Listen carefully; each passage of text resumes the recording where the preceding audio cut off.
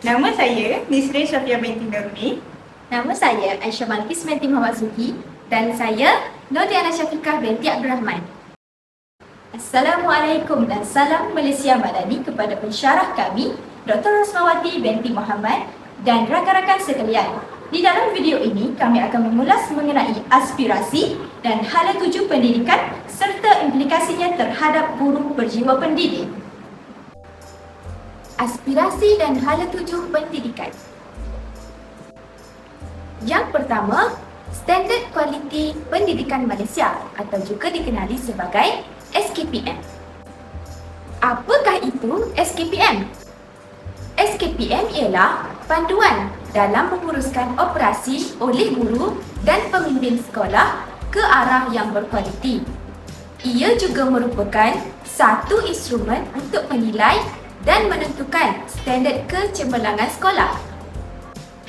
Dalam usaha meningkatkan kualiti pendidikan, terdapat beberapa faktor yang dapat memicu tahap kemejadian murid bertaraf dunia. Antaranya, sosok guru yang terlibat dalam proses pengajaran dan pembelajaran. Yang kedua, pengurusan kurikulum dan kokurikulum. Dan yang terakhir, pembentukan sasiah murid. Ciri-ciri SKPM 2010.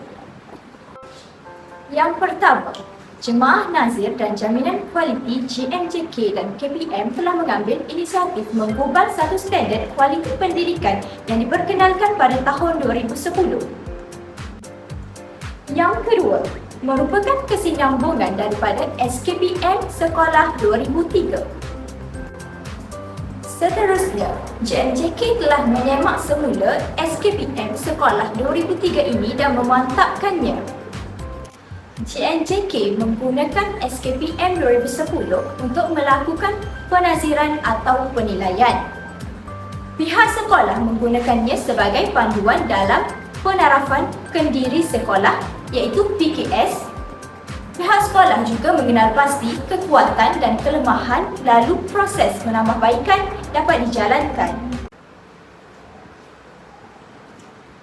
Seterusnya ialah standard utama SKPM. Standard pertama ialah kepimpinan dan hala tuju. Pengetua dan guru besar sebagai pemimpin untuk mengembleng dan menggerakkan warga sekolah bagi memajukan sekolah dan meningkatkan kualiti pengajaran dan pembelajaran. Standard kedua ialah pengurusan organisasi. Diuruskan dengan mengambil kira potensi dan keperluan staf, kemudahan sumber dalaman dan memanfaatkan sumber luaran supaya sekolah dapat berfungsi dengan cekap. Standard ketiga pula ialah pengurusan kokurikulum dan sukan dan hal ehwal murid. Memastikan sekolah berfungsi sebagai institusi pembelajaran yang melahirkan murid yang seimbang. Standard yang keempat pula ialah pengajaran dan pembelajaran. Guru merancang dan melaksanakan PDP yang berkualiti tinggi.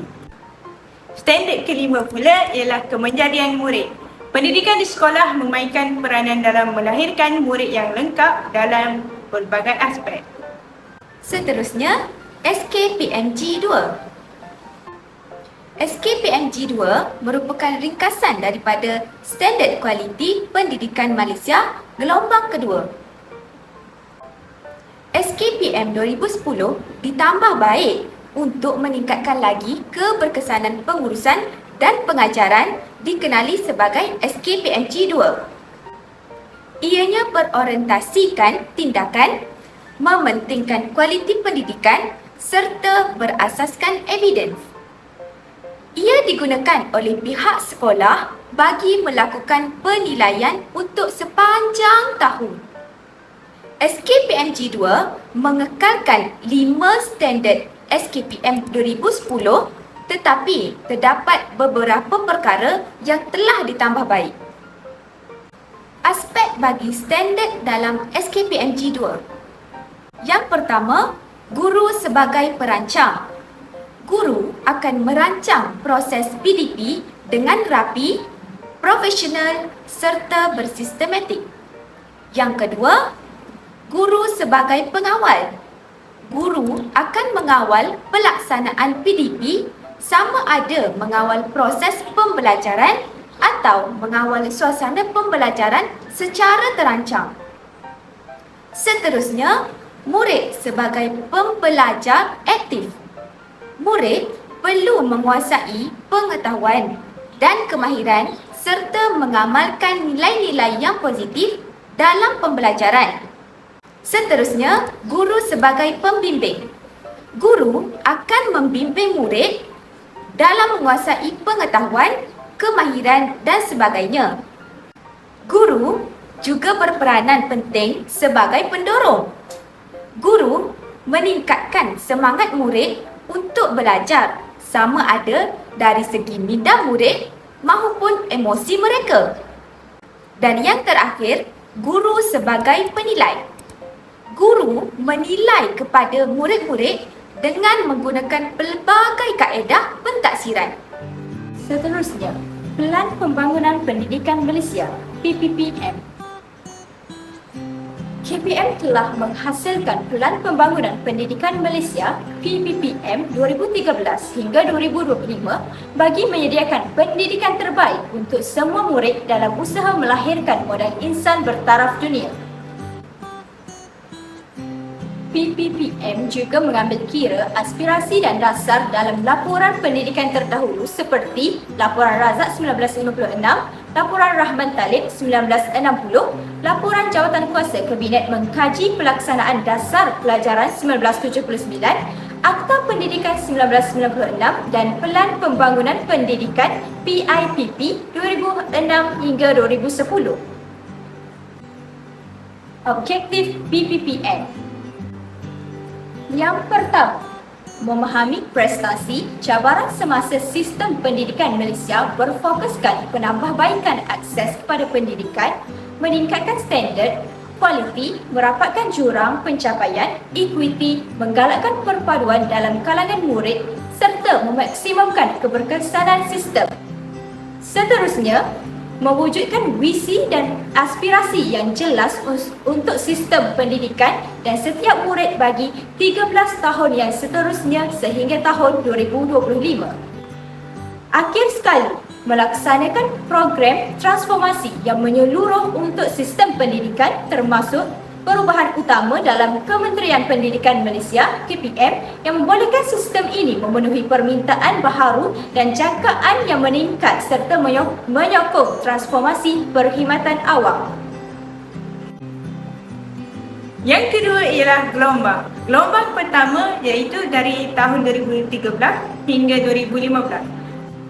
Gelombang pertama mengutamakan kemahiran terang, peningkatan kualiti pengajaran bagi mencapai minimum standard kualiti yang dihasratkan oleh KPM.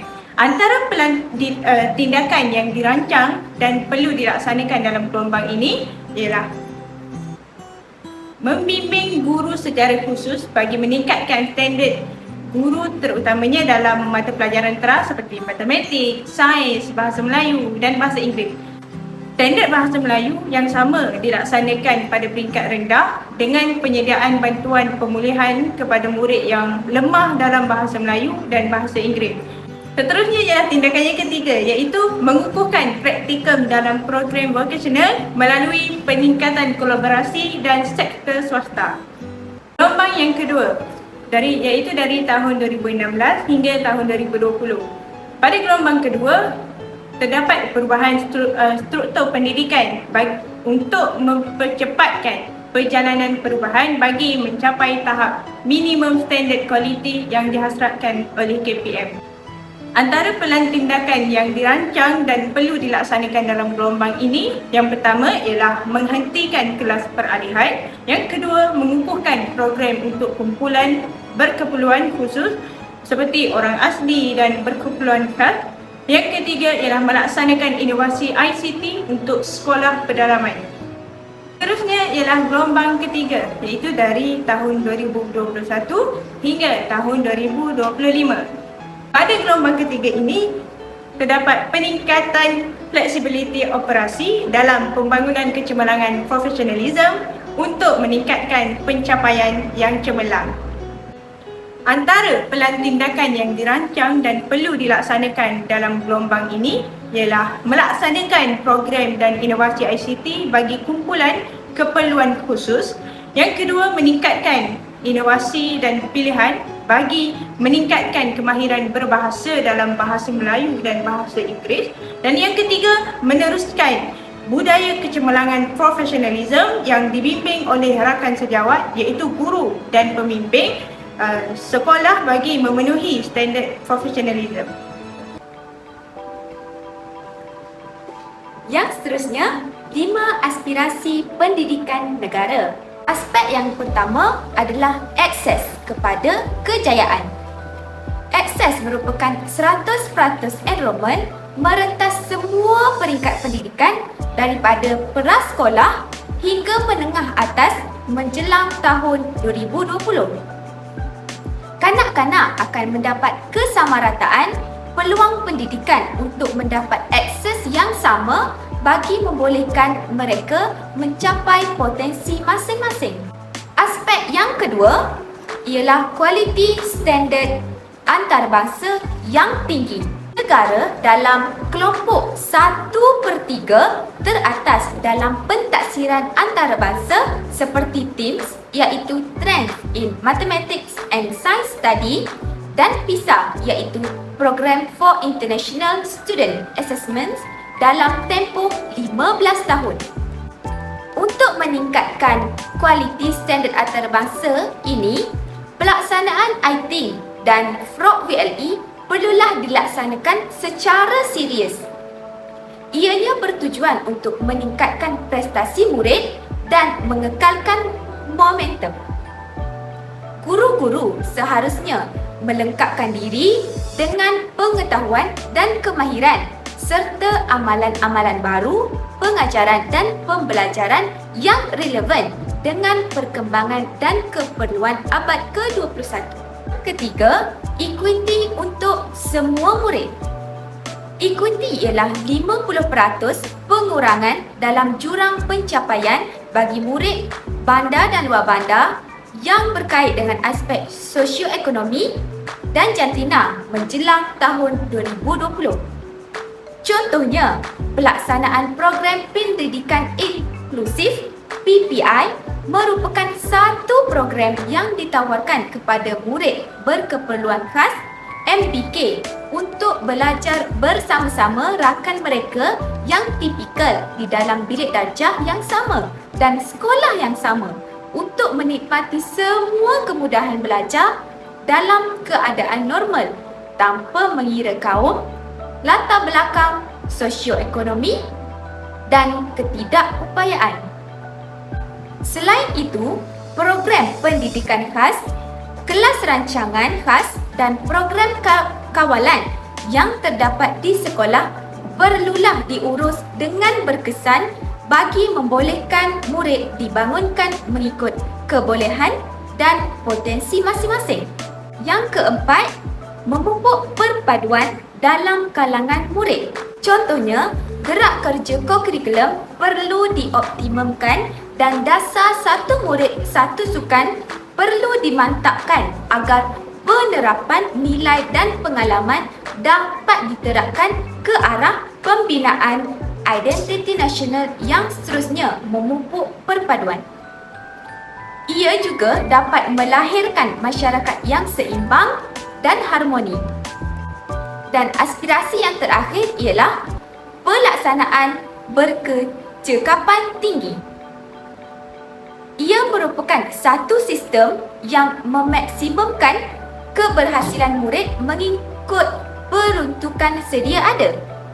Contohnya, pelaksanaan program pendidikan perlu dibuat secara lebih bertanggungjawab dan menggunakan sumber yang ada secara cekap, berkesan dan memberi impak yang maksimum. Ia dapat meningkatkan kecekapan pengurusan sistem pendidikan dan memaksimumkan keberhasilan murid. Seterusnya, 6 aspirasi murid.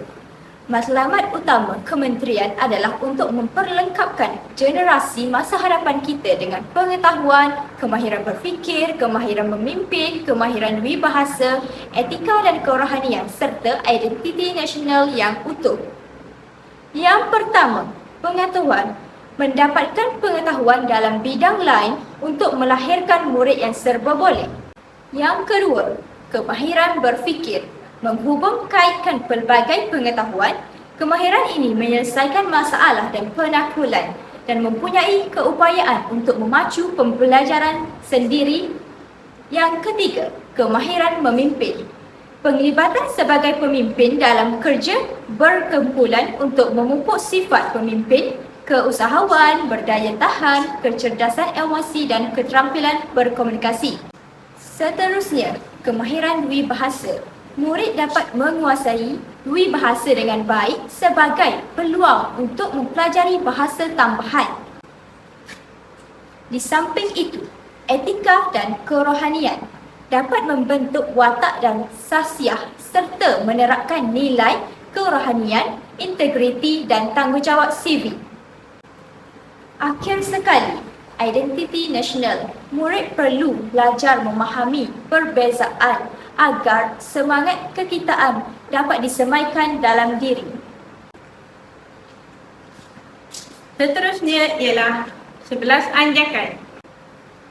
Anjakan yang pertama ialah menyediakan kesamarataan akses kepada pendidikan berkualiti bertaraf antarabangsa. Anjakan yang kedua pula ialah memastikan setiap murid menguasai kemahiran berbahasa, iaitu bahasa Melayu dan bahasa Inggeris. Yang ketiga ialah melahirkan rakyat yang menghayati nilai. Yang keempat, mentransformasikan profesi.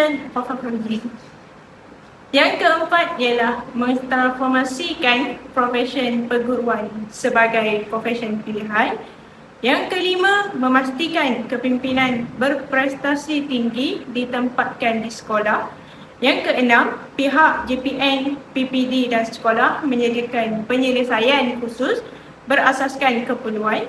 Yang ketujuh, memanfaatkan TMK bagi meningkatkan kualiti pembelajaran. Seterusnya, mentransformasikan kebolehan dan keupayaan penyampaian kementerian. Selain itu, bekerjasama dengan ibu bapa, komuniti dan sektor swasta secara meluas. Di samping itu, memaksimumkan keberhasilan murid. Dan akhir sekali, meningkatkan ketelusan untuk kebertanggungjawaban awam. Seterusnya, implikasi terhadap sistem pendidikan di Malaysia. Yang pertama, implikasi terhadap pendidikan. Transformasi kurikulum sekolah rendah dan sekolah menengah. Contohnya, pentaksiran dilakukan secara berterusan bagi memastikan perkembangan dan pencapaian pembelajaran murid. Seterusnya, implikasi terhadap murid. Persekitaran pembelajaran yang kondusif dapat diwujudkan. Seterusnya, dapat melahirkan murid yang berpengetahuan dan mempunyai kemahiran insaniah. Seterusnya, implikasi terhadap guru. Profesionalisme guru dilihat dalam aspek kebolehan mencorak kualiti pengajaran, kebolehan menyusun organisasi pembelajaran dan kebolehan mencorak iklim dalam bilik darjah. Seterusnya, implikasi terhadap pemimpin sekolah. Pemimpin seharusnya berperanan sebagai peneraju, pembimbing dan pendorong kepada guru, murid dan kaki tangan di sekolahnya. Akhir sekali, implikasi terhadap latihan guru. Berlaku perubahan terhadap cara pemilihan dengan meningkatkan dan menguatkuasakan kelayakan pengambilan guru pelatih ke program latihan perguruan. Akhir sekali ialah implikasi terhadap guru berjiwa pendidik. Yang pertama, guru berperanan dalam memastikan semua murid berhak mendapat pendidikan berkualiti tanpa mengira latar belakang seseorang murid itu. Yang kedua, guru perlu bertanggungjawab dalam mengubah kualiti sistem pendidikan di Malaysia yang kurang maju supaya menjadi lebih baik agar jurang pencapaian akademik antara murid di Malaysia dengan negara lain tidak begitu lebar. Yang ketiga ialah guru memainkan peranan dan dalam memastikan semua murid diberi peluang untuk memperoleh pendidikan tanpa mengira latar belakang mereka. Seterusnya, guru berperanan dalam membendung masalah yang boleh menyebabkan murid berbilang kaum ini berlaku perselisihan faham, pergaduhan yang berlaku disebabkan terdapat beberapa isu sensitif disentuh dan sebagainya. Selain itu, guru bertanggungjawab dalam menggunakan peruntukan yang disediakan secara optimum dalam sesi pengajaran seperti guru menggunakan alat bantu mengajar yang efisien dalam proses pengajaran dan pembelajaran seperti menggunakan projektor, televisyen, radio dan lain-lain. Di samping itu, guru juga seharusnya memainkan peranan sebagai pembentuk modal insan yang seimbang dan harmonis. Guru merupakan ejen penting dalam menyampaikan ilmu pengetahuan seperti mana yang terkandung dalam kurikulum dan pemupuk nilai-nilai dan keharmonian. Yang ketujuh, guru dapat meningkatkan kemampuan profesionalnya dan kreatif menggunakan pendekatan pembelajaran, model pembelajaran dan media pembelajaran yang dapat memudahkan kefahaman murid. Akhir sekali, guru perlu memainkan peranan sebagai penyiasat yang aktif dalam mempraktikkan budaya penyelidik dan menjadi pemikir yang kritikal dalam usaha melaksanakan pembelajaran sepanjang hayat. Okay, baiklah. Sekarang kita beralih kepada sesi soal jawab. Ada sebarang persoalan? Apakah perbezaan di antara guru berjiwa pendidik dan pengajar? Terima kasih atas soalan yang diajukan. Sebenarnya terdapat perbezaan di antara guru berjiwa pendidik dan pengajar. Guru berperanan sebagai pendidik tidak hanya sekadar mengajar. Pendidik lebih memfokuskan kepada pendidikan, manakala pengajar hanya memfokuskan kepada pengajaran. Pendidik berperanan mendidik jiwa muridnya supaya muridnya terkesan dengan ilmu yang diberi. Ilmu itu kemudiannya dihayati, diyakini dan kemudiannya diamalkan dalam kehidupan murid. Menjelang tahun 2020, pendidikan Malaysia mensasarkan 50% pengurangan dalam jurang pencapaian dengan merapatkan jurang sosioekonomi antara bandar dengan luar bandar. Berdasarkan pernyataan itu, pada pandangan anda, apakah yang akan terjadi sekiranya jurang tersebut tidak dapat dikurangkan? Pada pendapat saya, masyarakat akan bersifat mementingkan diri sendiri sekiranya jurang sosioekonomi di bandar dan di luar bandar tidak dapat dikurangkan kerana mereka menganggap kehidupan mereka tidak sama dan jauh berbeza, terutamanya dari segi ekonomi. Baiklah, ada soalan yang nak diajukan lagi? Saya. Ya, silakan. Pada pendapat pembentang, apakah halangan untuk mencapai aspirasi pendidikan di negara kita? Soalan yang bagus. Terdapat beberapa halangan untuk mencapai aspirasi pendidikan di negara kita ini. Sebagai contoh, fasiliti kawasan pedalaman yang terhad. Misalnya, kurangnya pusat sumber atau perpustakaan desa di kawasan pedalaman. Hal ini secara tidak langsung akan menyulitkan murid-murid untuk mencari bahan-bahan pembelajaran untuk membuat latihan. Yang kedua, kekurangan peruntukan kewangan. Contohnya, pihak sekolah tidak mampu menyediakan infrastruktur yang selesa dan kepelbagaian bahan bacaan atau bahan pembelajaran. Seterusnya, halangan yang lain mungkin kerana sifat masyarakat yang kurang tertarik untuk menimba ilmu, tenaga pendidik yang kurang profesional dan dasar pendidikan tidak disokong dan ditegah oleh masyarakat.